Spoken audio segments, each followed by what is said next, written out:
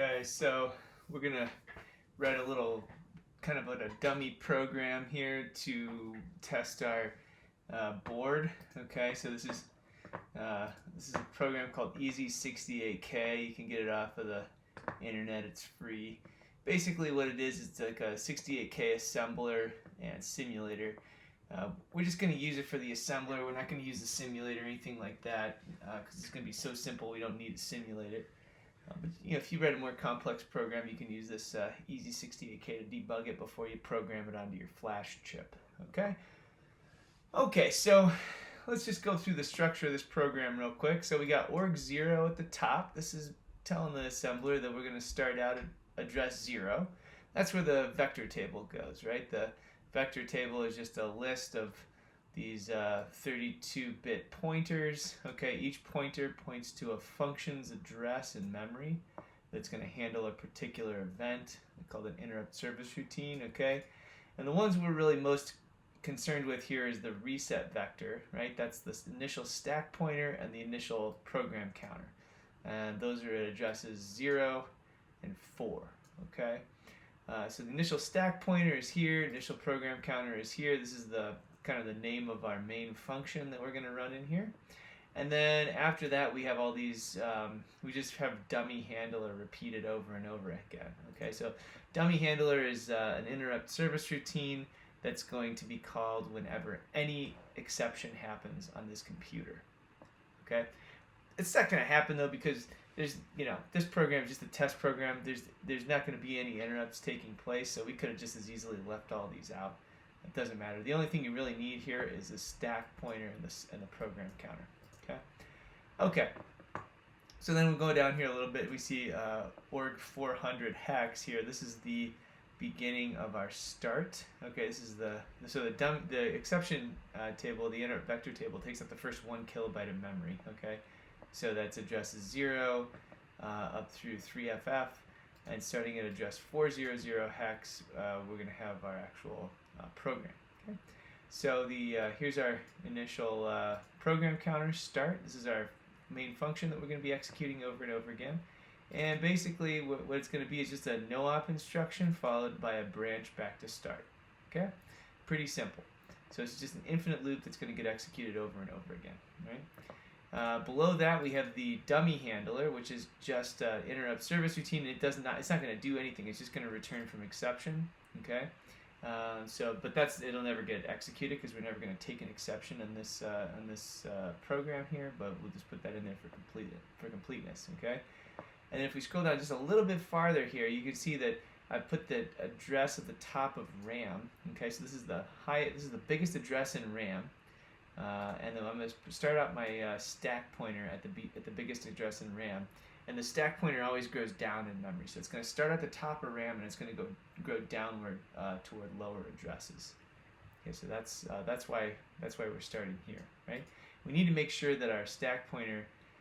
It's traditional to put it at the top of RAM and make it grow down. You don't absolutely have to do that, but you definitely want to make sure your stack pointer is somewhere inside of RAM. Okay, because if it's in ROM or something like that, if you forget to put this org 1000 in here, then the assembler is going to put the stack pointer in ROM, right, or in flash, and of course we can't write to flash, so the stack won't work, and bad things will happen. Okay, so we want to make sure that our stack pointer is in RAM, and we do that by putting this org 100,000 in here. Okay, cool. So let's program this guy. So what we're going to do first is we're just going to assemble it. Okay, it's going to assemble. It's not going to create any errors, so we know it works. And what we can do here is it's actually going to spit out a file called an S record. This is this S68 file. So let me just open this with Notepad real quick, and we'll look at it. Okay, so this is actually this is what's going to get programmed onto our flash chip here. And if we look at this, we can actually read this thing a little bit here if you kind of look at it real close. So here's address 0, okay, 0000, that's 0 in hex. This is the address field, okay, and then the data at address 0, here's our initial stack pointer, 100,000 hex. Here's our initial program counter, 400 hex. Okay, so that's our reset vector. And then you can see 404, 404, 404, 404. This is the address of the dummy handler. Okay, so basically this big block here is what this is it's going to be just the reset or the interrupt vector table. Okay, and so these S records have kind of a weird format. They always start with the letter S. The record type comes right after that. I think this is like the number of bytes in the record, and then they come with an address, right? So it can either be I think it's a 2, 3, or 4 byte address. This one's a 2 byte address. And then we have a bunch of data followed by a checksum. Okay, so you can look the format for this up on Google if you're curious about it. But suffice it to say that I have quite a bit of experience with this, so I can kind of read these off just by looking at them. But okay, so if we come down here, this is our program. Okay, so this is address 400. This is address 400 in memory, and so then you can see 4E71, that's our no-op. 60FC, that's going to be our branch back to the beginning of start. And 4E73, that's the dummy handler's return from exception instruction. So there's only 3 instructions in this program here. Okay, so this is our program, and this is all going to get programmed into our chip. Okay, so this is our S record.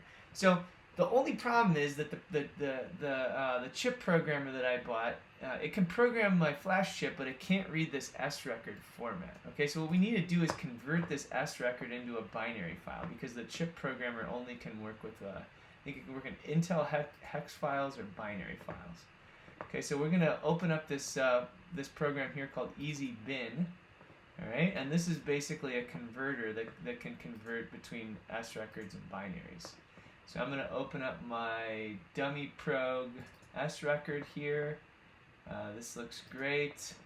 It's going to tell us what's going on inside of this thing. So here you can see this is my vector table. Okay, you can just read that off. And if we page down here a little bit, we'll see here's my program. Okay, looks good. So we're going to take this guy and we're just going to save it as a binary. Okay, so well, let me just try and save it as a binary here. Okay, so I'll call it dummyprog.bin. You can see that I've done this already before to test it. Here we go. So we'll say replace it. Okay, and there we go. So let's go check out dummyprog.bin and see what we got. So it's 2 kilobytes, and that's going to be our binary file. Okay, so let's do this. Let's close out of this real quick, and we'll open up EasyBin again, and we'll load the binary file right away here and see what's in there. Okay, so we just load the binary file, and you can see it has exactly the same contents as the S record did. So I think we're in good shape. We can definitely program this onto our chip. Okay, so let's go and actually open up our chip programmer. Here's my chip programmer. I'm going to put my chip into my chip programmer real quick. Now, the one problem I have here is that whenever I try and program a chip on this with this programmer, it seems like every time I do it, I have to cycle power to the chip programmer every time I reprogram it. And I don't really know why that is. There's some kind of a problem with my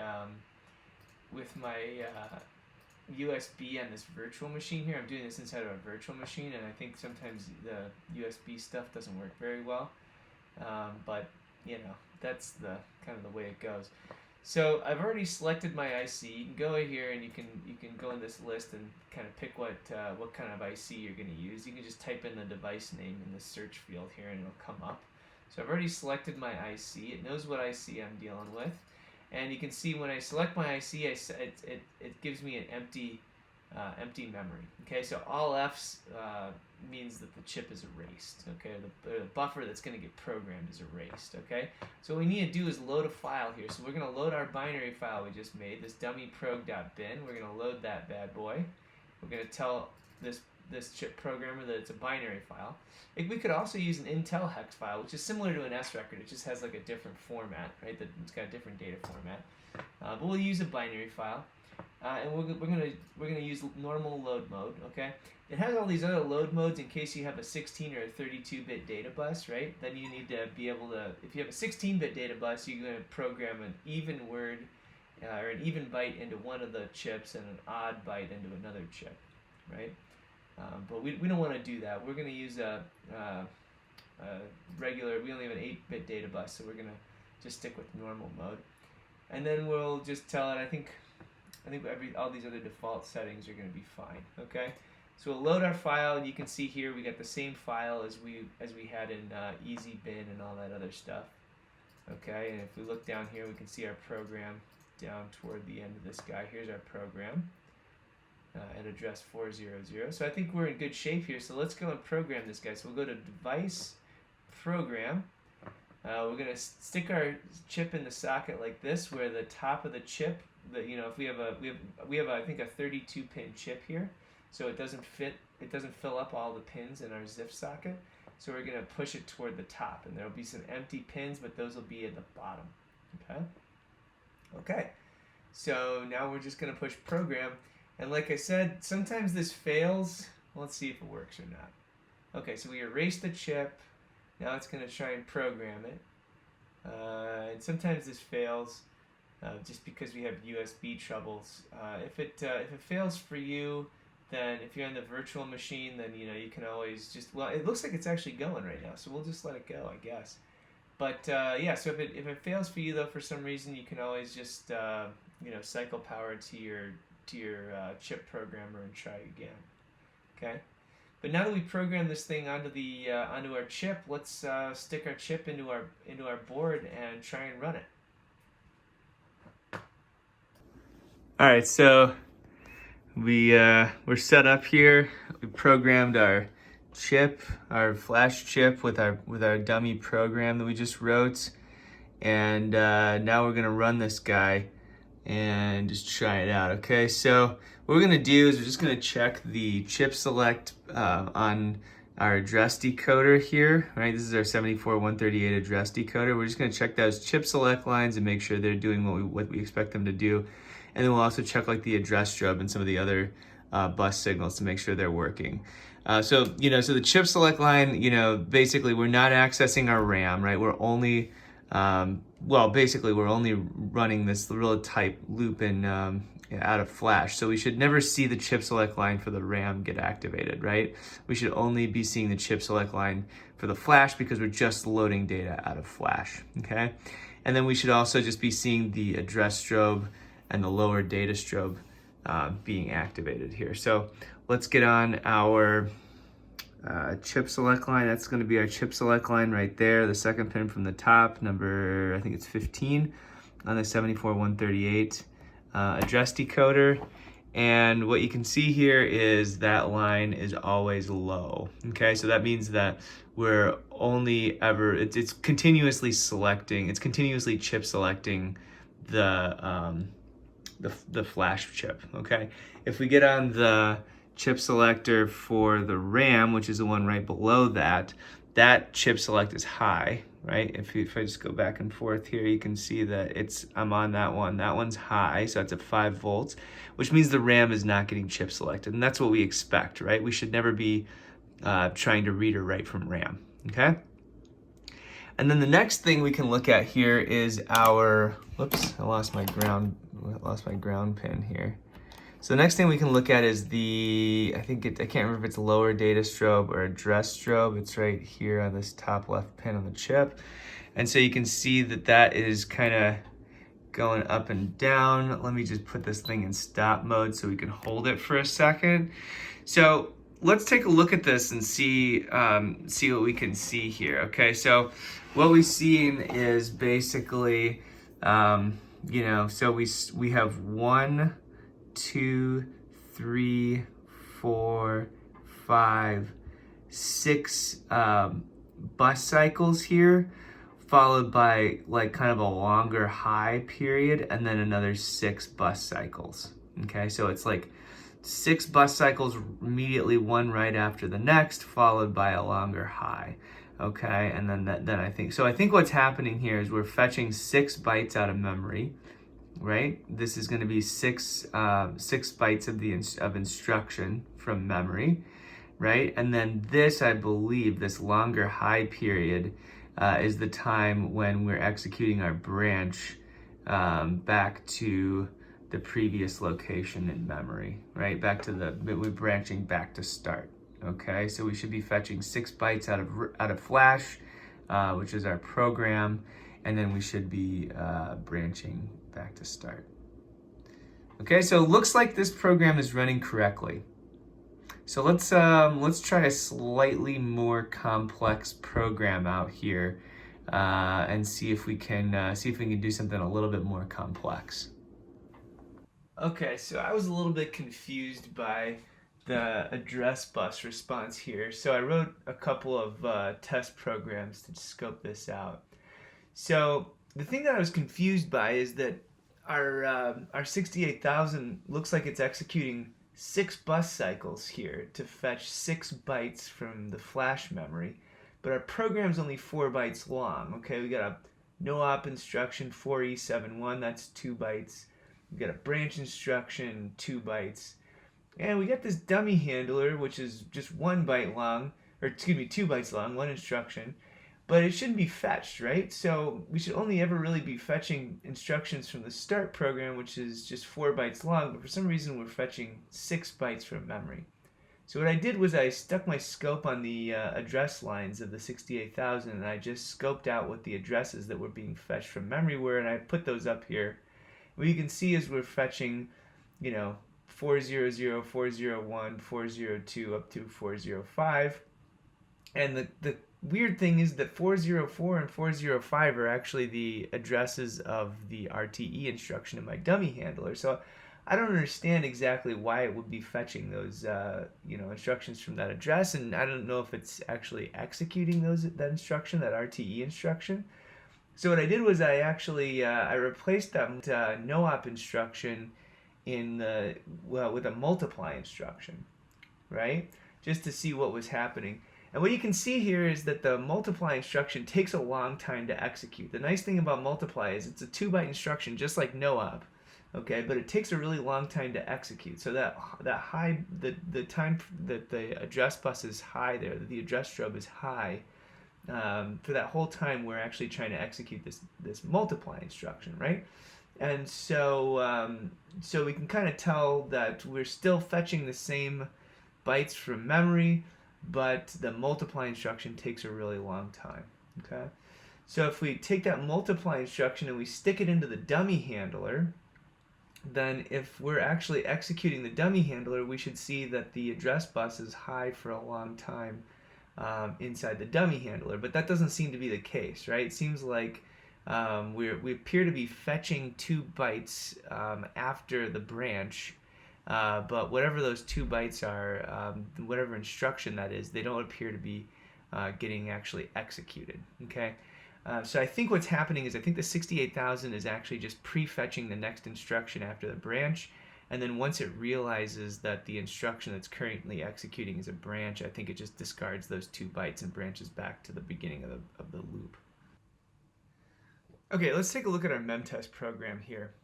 And so this program, it's a little more complicated than the dummy handler, or the dummy program, I guess, but it's not too much more complicated.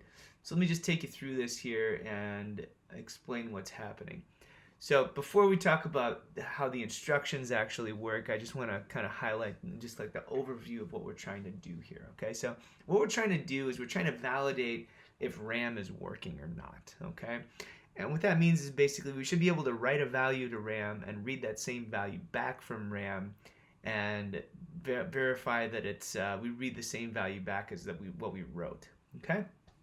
Okay, so what we're going to do is we're going to start out at the base address of RAM, which is 80,000 hex, and we're just going to start writing numbers to that address. We're going to start writing zeros to it. Okay, and every time we write a 0, we're going to read the value back from the same address that we just wrote to. And if that value is not 0 that we read back, then we know we have a problem and we need to assert some kind of an error condition. Okay, we need to inform the user somehow. Okay, if the value that we read back from RAM is a 0, then we'll assume that the read and the write both worked and we'll move on to the next address. Okay, so I actually wrote this because I was having problems with some programs that I was writing, programs that were using RAM. And I use this program actually to find out that my address line and my read-write not were swapped. Okay, so let me just take you through this program line by line. Okay, so the first thing we're going to do is we're going to start out at the very beginning of the program, and we're going to load the base address of RAM into register A0. Okay, so A0 is going to hold the address in memory that we're currently checking. Okay, so we're going to clear the address A0, clear the memory at location A0 in memory, right? So what that means is we're going to write a byte of 0 to that address, right? Clear.b means write a byte of 0 to whatever address we give it, A0. And then right after we do that, we're going to read that value back out of memory and test to see if that address in memory still holds a 0. Okay. This test instruction basically just sets the flags or sets the status register according to whatever argument you give it. Okay, so if the value that we read back from memory is 0, then the 0 flag is going to get set. Okay, and then if the 0 flag is set, then we're gonna take this branch, right? Branch if equal means branch if the 0 flag is set, right? So we're gonna test the value we read back. Then if that value is a 0, we're going to branch over to this move on, which is going to indicate that we are all good. Okay. If that value that we read back is not a 0, then we're not going to take the branch and we're going to execute this instruction here, which is this clear.b of 180000. Okay, so this is our way of indicating that there's a problem, right? So if we execute this instruction, that means that we did not read a 0 back from memory where we just wrote one, right? We write a 0, we read a number back, and if we don't get a 0 back, we're going to execute this instruction, and this instruction is just going to write a value of 0 to this memory address 180000. So why are we doing that, right? The reason we're doing that is because basically we don't have any I/O on this board. Okay, we have no way of printing anything to the terminal or turning a light on or anything like that. So what we need to have some way of indicating that there's a problem, right? And so what we're going to do is we're actually going to use our address decoder, our 74138 address decoder, to indicate that something went wrong.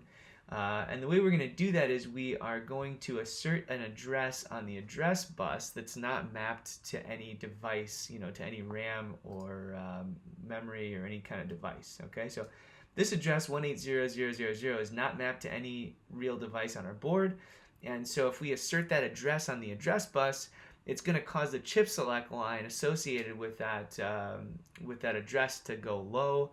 And we can just use our oscilloscope to measure the voltage on that chip select line. If we see that voltage go low, then we'll know that something didn't work. Okay. But if we see that chip select line stay high, then that would mean that that we never executed this instruction here, and so we must have had a successful read and write to memory. Okay. So that's how we're going to use our chip select line on our address decoder to indicate when bad things happen if we don't have any kind of an I/O device on this board, right? Okay, so regardless of the outcome of our test, once we're done asserting this address on the address bus, we're going to check to see the value. We're going to check the value in A0 and compare it to the top of RAM. Let's see here. Let me make sure I got this right. FF. It should be 5 Fs. I think I have 6 Fs here, so we really want it to be that, right? So FFFFF is the maximum address in our RAM. Okay, so we're going to compare the value in A0 to the top of RAM, and if we have reached the top of RAM, then we're going to go back to the beginning and we're going to load the base address of RAM into A0 and go all over again. Right? If we haven't reached the top of RAM, we're going to go back and we're going to clear the next address in RAM and do the test and check to see if it worked. Okay. So what we're going to do here is we're going to monitor with the oscilloscope the chip select pin associated with this address. Okay, so this should be, I think, Y3 on our 74138 address decoder. And if Y3 is being asserted, then we know that this clear test thing did not work. Okay, so I'm not actually going to show you what the output of this, what this output of the scope trace is on this, because I've already fixed my problem. When I had the solder, when I had screwed up the solder job and I had reversed my A19 and read-write not lines on my RAM chip, then I was seeing my Y3 output of my address decoder was being asserted on this instruction here, and so that's how I found the problem. Okay, but let me just run this thing in the simulator real quick and go through how it works. Okay, so we're going to start out by loading the base address of RAM into A0. You can see that that's happened here. 80,000 is in A0. We're going to clear that memory location, and then we're going to read it back to check to see if the address or if the memory location in fact has 0 in it. And in addition to doing that, we're using this post-increment addressing mode here, which means that we're going to add 1 to the A0 after we're done with this instruction. We can see as A0 now holds points to the next address in memory that we want to work on. Okay, so you can see that this that we did in fact read a 0 back from A0 because the 0 flag in our status register here was set. Okay, so that 0 flag is set, meaning that we were able to read a 0 back from memory. So we are going to take this branch and we're not going to clear this memory location 180000. Okay, so we're going to check to see if we've reached the top of RAM yet, and if not, we're going to go back to the next iteration of this loop, and we're going to keep testing memory locations. Okay, so if we do here, let's look at memory here real quick. So let's go to the address that we're working on right now, which is let's say it's 80,000 hex. Okay, so you can see that here we are, 80,000 hex, and we're going through and clearing memory locations one by one. Okay, so if let's say our RAM wasn't working, right? Let's say we clear this memory location 80,003, but I'll just say that for some reason the bus cycle failed and the memory location did not actually get a 0 in it. Okay, so this time when we execute this test instruction, the test instruction is going to read back the FF instead of the 00. Okay, and the 0 flag is not going to be set. So this branch if equal instruction is not going to be taken, and we are going to then clear memory address 180000, and that's going to cause us to assert the Y3 chip select line on our address decoder. Okay.